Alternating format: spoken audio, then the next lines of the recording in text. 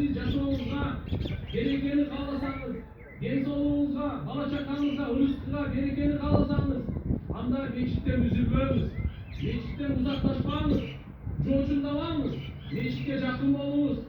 Meçit Allah'ın üyü, el-mescid-i bayti kulli taki, her bir Hudaydan korkman adamdan üyü.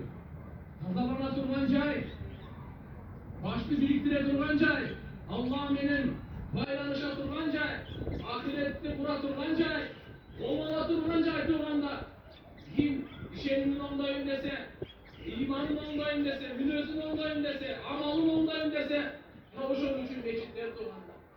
Meçitin manisi öte ulu, yaratkan Allah Teala'nın aldığında çoğaru, Peygamber sallallahu aleyhi ve sellem ekran, din meçit kursa, Allah'a beşte kansalar murat demek.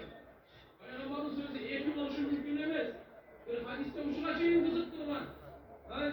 Bir kanattığının uyasını çalıklar meçit kursan, oşun Allah Teala beşte kansalar evlendirir. Kanattığının uyasını çalık, eski meçitlere vurmay. Peygamber'in uşuna şeyin bizi meçitlere paylanıştırmanla etti.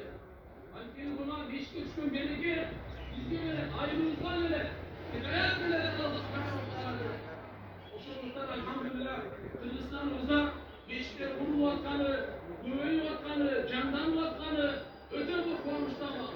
Ben bugün aytabat ederim, bugün öyle bunakya, kemalıktan bayram emez, asmanda da bu bayram desem alışmasan gerek. Geliştiren suyunu, Allah razı olmasından mulu amal olmasa. Roşarken sizlere çok rahmat, buradaki atanız'a rahmat.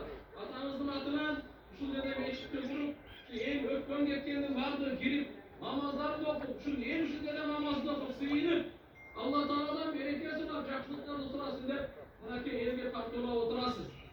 Ortaktı şu dedeki mekendeşler, жергиликти halk, Allah'ın azanını çakırganda, başka işte koyutup duraydı.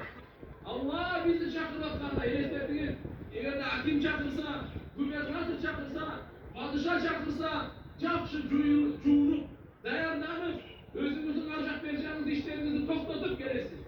Padişahların padişahı Allah, bu azanda Allah'ın çakırında turganda.